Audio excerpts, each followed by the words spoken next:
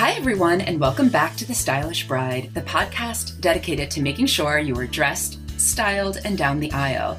And today, I'm really excited to be here speaking with my friend Jove Meyer, who is the creative director, founder, really guru extraordinaire of Jove Meyer Events. Thanks for being here. Yes, thanks for having me. Oh, it's a pleasure. And the reason that I wanted to have Jove on today, and I'm so glad that we can talk, is because your event company is really very different than anything else that we have out there, as far as I can tell. So why don't you tell me a little bit about your perspective for the listeners and what you do and how you describe your service? Sure. Well, thank you. Different is such a compliment to me, so thank you for that. It's funny, when I first started my company many years ago, I wanted to be like everybody else. I was young, I was in college, and what I was seeing was this luxury, high-end, beautiful classic wedding. And so that's what I thought I wanted to do because it's all that I had seen. And so I aspired for that and I worked really hard for that. And then I landed a wedding in that arena and it felt so uncomfortable for me because it wasn't beautiful in my eye. It wasn't the taste that I like. It wasn't anything that was authentic to me. And I found myself sort of in a compromised position because the client was like, aren't these purple orchids and hanging crystals and pink uplighting? Like, isn't this all beautiful? And it's their wedding day. So of course my answer is yes, it's gorgeous. But I was struggling because I didn't actually find it to be beautiful from my own point of view of design or aesthetic or that world. So I actually kind of stumbled into my own Brooklyn, quote unquote, aesthetic on accident. I was going to a client meeting in Brooklyn at the Green Building, and I missed a train, so I was going to be late. And as a planner, you can't be late. You can be many things, but you cannot be late to your meeting. So I hopped on my bike. I was in shorts, a t-shirt, I had my tattoos, I had a beard, opposite of when I was pursuing these uppity Manhattan weddings where I was in a suit and tie with no facial hair and, trying to be, hi, my name is Joe, like trying to be something I wasn't to attract that kind of client. Here I am being myself, riding my bike to this Brooklyn venue, and a light bulb went off when the couple was sort of fully excited for me when I showed up, not this other version of what I thought I had to be, if that makes sense. Absolutely. That's amazing. Yeah, and it sort of changed the game for me because they respected my ideas and they were like, everyone has done the same thing in this venue. We want to do something different. And they gave me the space and time to come up with something different that had never been done before. And they loved it. And that gave me energy and passion. And I realized there's a market out there for couples who want to do something different, something refreshing, something not hyper classic or traditional. And I've been happy to sort of pioneer and push that forward. And I'm super grateful that people like it and keep hiring me to do it. I think that's amazing and inspirational on so many levels. And one thing that I was thinking when you were talking about it is that I think that those moments in life happen all the time. And what you did was recognize it and stop and take a moment and say, actually, this is what makes me happy. And this is what feels good. And I think that, in this industry that's luxury and highly competitive, it's scary in some ways to do that. And you took the brave route. Being authentic is hard, right? We're all at the mercy of others now with social media, and we want to be liked and we want to be loved and we want to be talked about in a positive way. We want to be liked. I mean, at the core of who we are as humans. And so to go against the grain is sometimes uncomfortable, and to take the risk of being authentically you is scary because people may not respond the way you would like them to. And so I agree. I think it is a hard thing. But for me, it's been the key to success of my business is always showing up 100% for myself and for my clients as Jove Meyer, not as anybody else. I have tattoos. I have a beard. I have an interesting point of view from a style perspective. I don't look like a traditional wedding planner. I don't act like a traditional wedding planner. And that's who I am. And it's now a point of pride, right? It's something I don't hide anymore. It's something I promote. But initially it was something I hid because I thought I had to be a certain way or act a certain way or look a certain way to exist and or succeed in this world. But my track record has shown the actual opposite.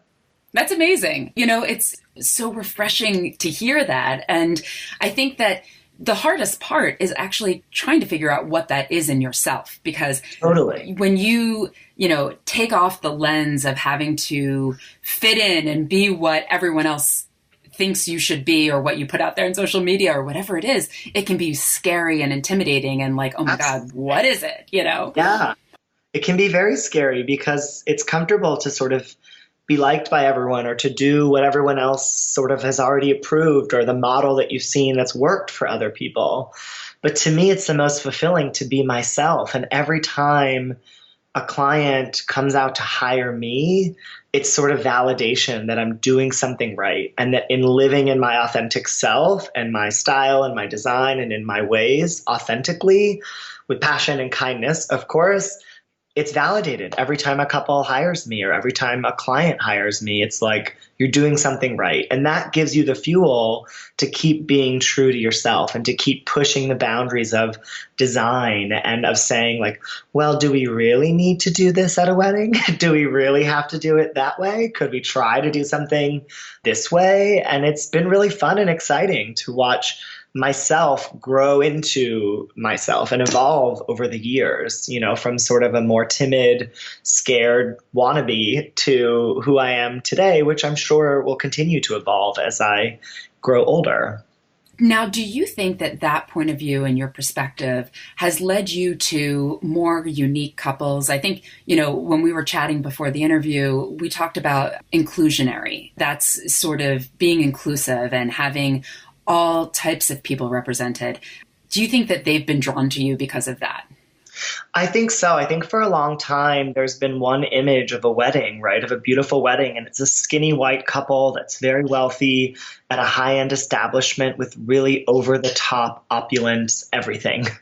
And that's sort of been the standard of wedding for a lot of people for much of their life, whether it's in movies, magazines, blogs, now on Instagram. And that's sort of something that people have seen as a goal. Like, I'm striving for that. But that's one portion of the population. And if they want that, they should have that. But I think there's a whole other segment of the market that has been ignored. And that segment of the market is someone that wants to do something a little different, someone that wants to play with color or texture or turn a wedding on its head. And those couples may be skinny white people, but they may be curvy people. They may be gay people. They may be people of different colors and ethnicities. And I think celebrating everyone for who they are and planning and designing a celebration that reflects them, not someone else or these ideas of the past, is what has been so fun for me. And being able to put that energy out there and show that body of work is what's giving people the name and the recognition to attract more of that back to myself. To me, it doesn't matter what color my couple is, what size they are, what gender, what race, what sexuality, like none of that matters. All right. If they're fun to work with and they want to have the best wedding ever and the most fun, that's my bottom line in terms of a client. And so I think we have to really begin as leaders in the industry to push that forward, to encourage media to put all kinds of couples in their magazines, on their covers, and in their social media. Yeah, I mean, that's absolutely true. And I think that we're starting to see it a little bit more in fashion, but not really in weddings. When, the outlets you were talking about earlier, it is very one-dimensional in a lot of ways. And I love that you're giving people visuals to aspire to that are unique and of all different sorts. And, if you just look at the photos on your website, you really have a little of everything represented, but in a very joyful way. All of your couples look like they're incredibly happy. I mean, that's the goal. At the end of the day, it's all about happiness and love. And I say that all the time to all of my couples. I'm like, at any point, if you're not happy or something isn't sparking joy, I'm going to steal from Marie Kondo. I love her. I know, me too. Everything in your wedding should spark joy. Like, it should make you happy. Like, everything we're doing is so custom. If you don't light up when I present something to you, let's move on to something else. I want you to love it. I want it to feel representative of you. I want to do nothing for the sake of doing it. And I think that's really my biggest game changer is sometimes people are like, oh, you're getting married. You need to do this, this, this. It has to look like this, this, this. And you have to use this, this, and this vendor. And at that place only, because that's how we do it. And for me, the joy is like, okay, cool. This is who you are. We meet, we talk over drinks. I get to know who they are in their element. And then I pitch the craziest ideas and I see what sticks. And if it doesn't stick, we pivot, until something feels right to them and feels like it's so authentic to their love story. And that's the point for me. It's really all about joy. It's all about happiness. And there's nothing I want more than for them to be ecstatic, to be marrying the love of their life and to be having such a fun party with all of their friends and family. It's true. And, it's interesting. When you were talking, it reminded me very much of how I come at it from when I style brides, because I think that at the end of the day, it's really the feeling that they have. And what makes them feel great is different than what's going to make anybody else out there feel great. And taking it from that lens and identifying that and helping them identify that for themselves is, I think, one of the most powerful things you can do. And it's not always easy because couples have the unfortunate or fortunate, they have ears, right? And they have eyes. So they're hearing from everyone in their friend and family and sometimes their work group of what they should do, how they should have a wedding. They're being inundated and solicited with other people's ideas and concepts of a wedding. So sometimes it's hard to get through to them and what they really want and what makes them happy, what really reflects their style and personality. So that's why my first date, I don't call it a meeting, it's a first date with my couples, is just the couple, because I don't want the outside noise of parents or the influence of friends or coworkers. And they're all well-meaning, always. But I think it can cloud the waters and you start to be like, oh my goodness, but other people have done this or I've seen this, and you see it and you like it, so you want it. But to encourage someone to be a pioneer and do something they haven't seen, it's a big risk and it's a little bit scary. So I have to really remind them this will all be worth it if you just trust in the process and trust in the team. It's a great point. I mean, and even, this is a podcast about style and fashion and beauty for weddings, obviously. And, my whole mission is to empower women to be able to take that and do it themselves and to feel amazing. And time and time and time again, we see white wedding dresses. And it's interesting because, even can you get out of that mindset in your head? And do you want to? Or is it your moment to do it and you're never really going to wear a long white dress again? Totally. And it's such a funny thing because the tradition, like white is virginal, right? Like the purpose of it and the history of it is one thing, but 9 times out of 10, our couples are not actually at that point in their life. They've lived with their fiance. They're a modern couple. The wedding night is not the first night for them. So what? They're not all virgins? What? Yeah, I mean, not my clients. Not to out anybody. But, maybe some people out there who are listening are, and that's beautiful if that's your decision. But what I would say is it's one of the last holdouts, I think.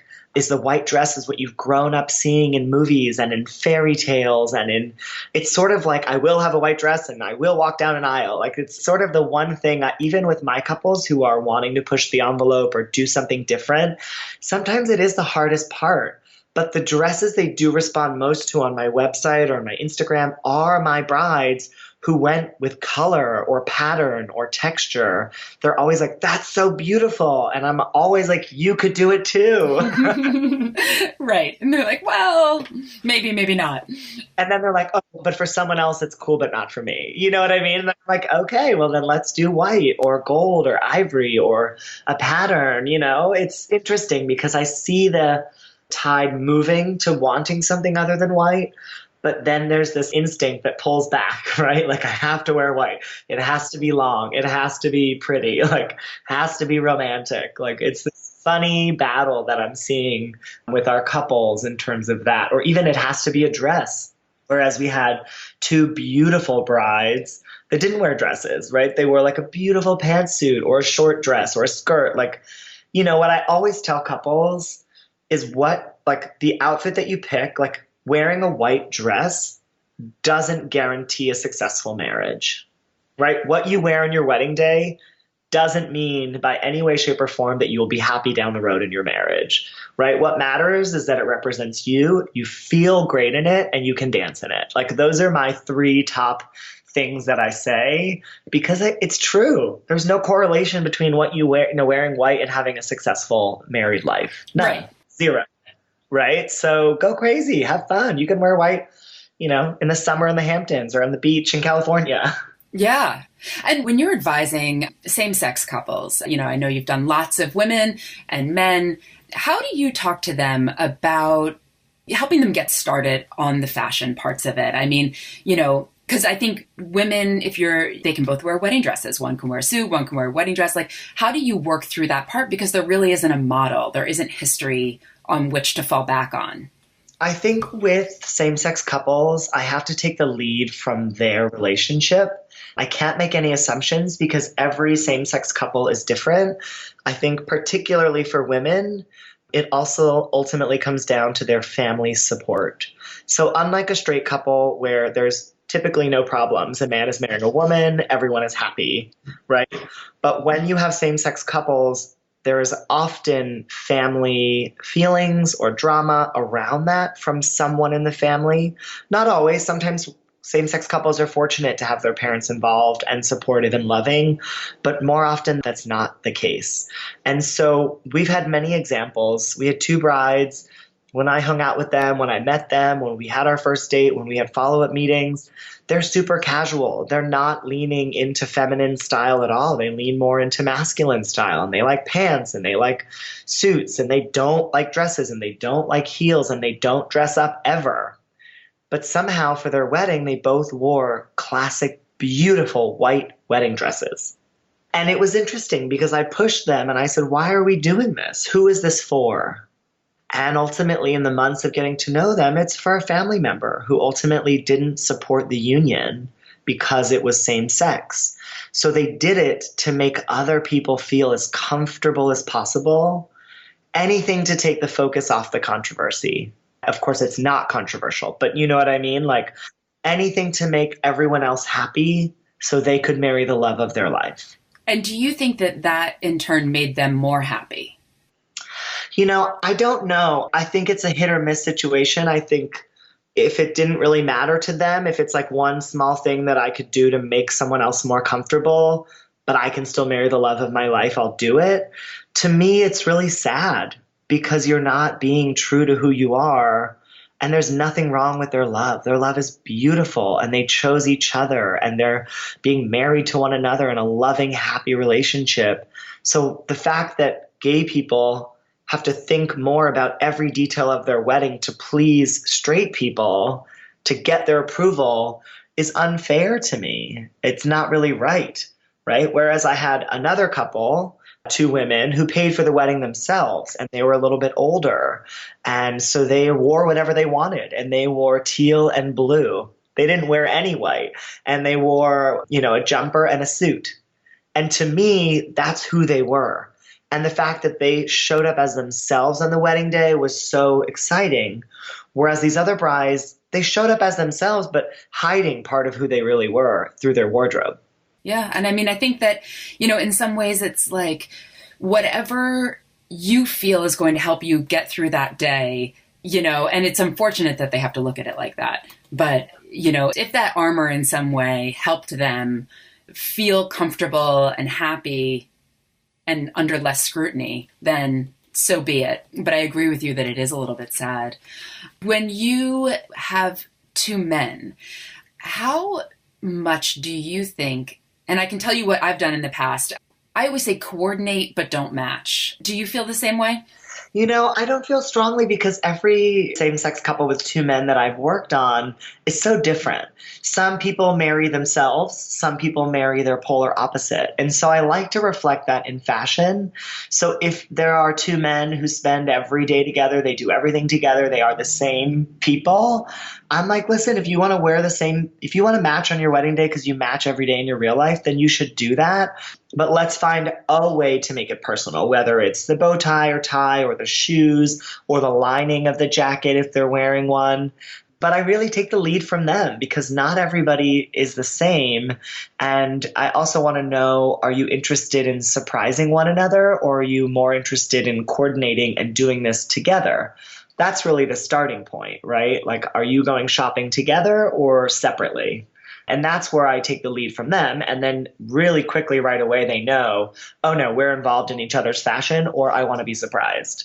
And then if they want to be surprised, I have to really have two separate conversations to make sure their surprise looks nice together and isn't, two completely different styles. Right, right, right.